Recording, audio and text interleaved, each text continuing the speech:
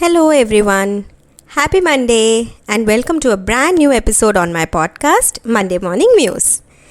Can you guys believe we are already halfway through 2024? I'm glad I made it actually. With the stress going on in my work front, I keep wondering will I even be able to make it to the next day. And for July, I have decided to prioritize me and my personal life more than my office. I really hope I succeed doing that because end of the day, it's our family who will stand by you. Well, amidst the hectic work schedule, I started thinking about my topic only on late Friday. And I had gone to the medical store to get my son's diaper and wet wipes with my husband when one girl came in to get sanitary napkins. And the medical store uncle signaled to the female staff in the store to get it. And she wrapped the packet in newspaper and then put them in a non-see-through cover for extra protection and handed it over to the girl. It left me wondering, why does someone have to still consider it a taboo to touch a sanitary pad?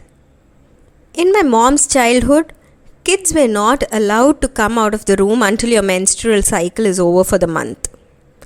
I knew while I grew up a few girls being not allowed to the kitchen but were still allowed to move around freely otherwise. I always think, why so? In most parts of India, people still consider girls or women in their menstrual cycle as impure. This goes to an extent that women must be purified before getting back to her normal life or even to her day-to-day activities. What more? They have to sleep on the floor. They can't visit any religious places or attend any religious functions during those days.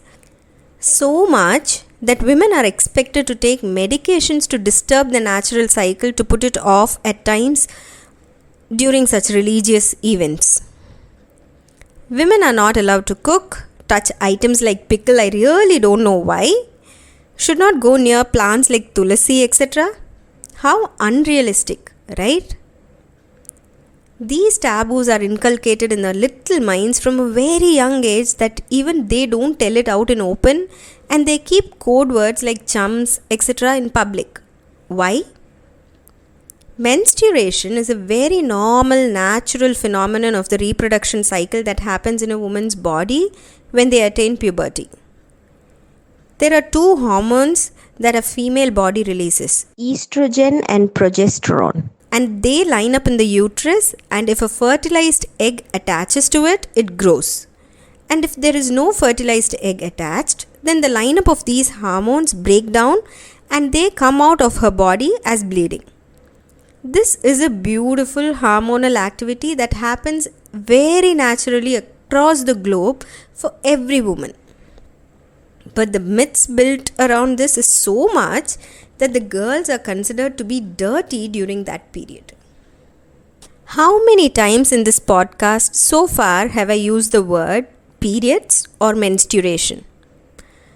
But what if a girl talks about it in public out aloud? She's given a nasty look from all around.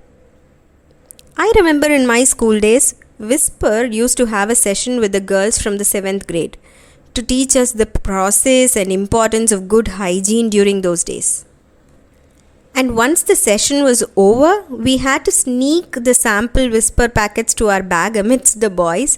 Of course, they knew what it was, but at that age, the embarrassment was common. While I think of it now, it was so stupid.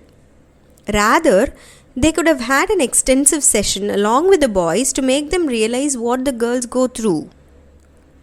And there are so many ill effects caused by these taboos. There are so many young girls who are compelled to drop out of schools for this reason even today in the rural parts of India. Within the same house, there is a bifurcation where a little girl who is already dealing with pain has to follow rules like not accessing certain areas of the house. Do you know there are deaths relating to this particular seclusion? In Tanjavur district, a girl was asked to sleep in a thatched barn during cyclone as she was on her menstrual cycle, and she died as a coconut tree fell on her because of the cyclone. Yes, people might say if the girl was meant to die, she would have, even if anywhere else. But this could have been avoided if the family didn't follow these stupid age-old traditions.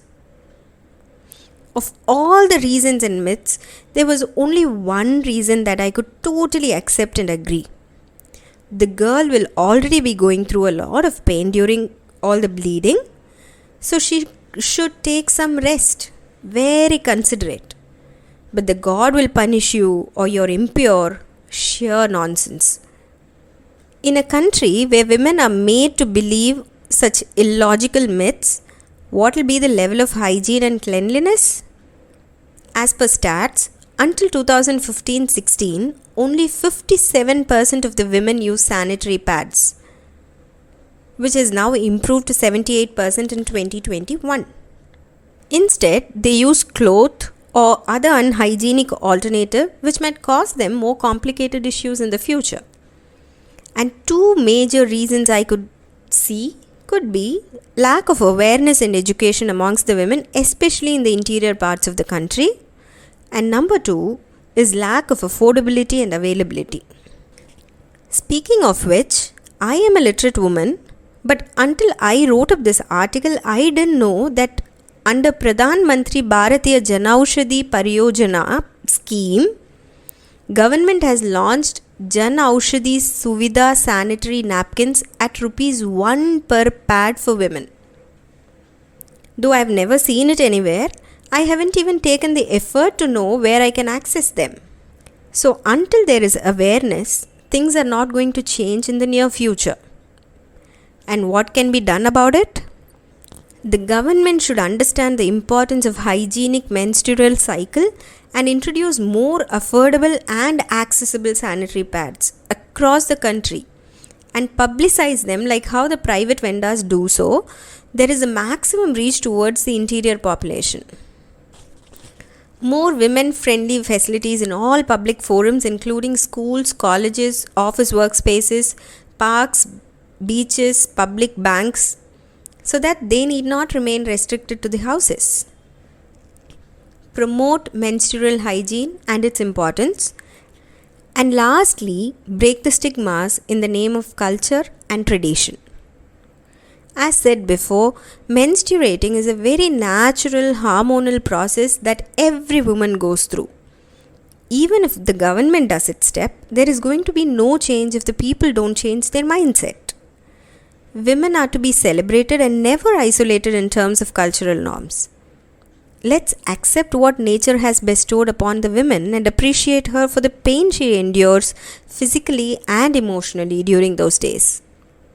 Luckily, my parents were sweet and broad-minded enough not to impose these taboos on me. But if you or if you know any of your friends going through, voice out. It's time we break these myths that are no longer relevant. Thank you for listening to this episode and I hope you liked it. Request you to subscribe, like and pin your comments on this episode. I will be back again next Monday with another episode of Monday Morning Muse. Until then, spread peace and take care. Lots of love.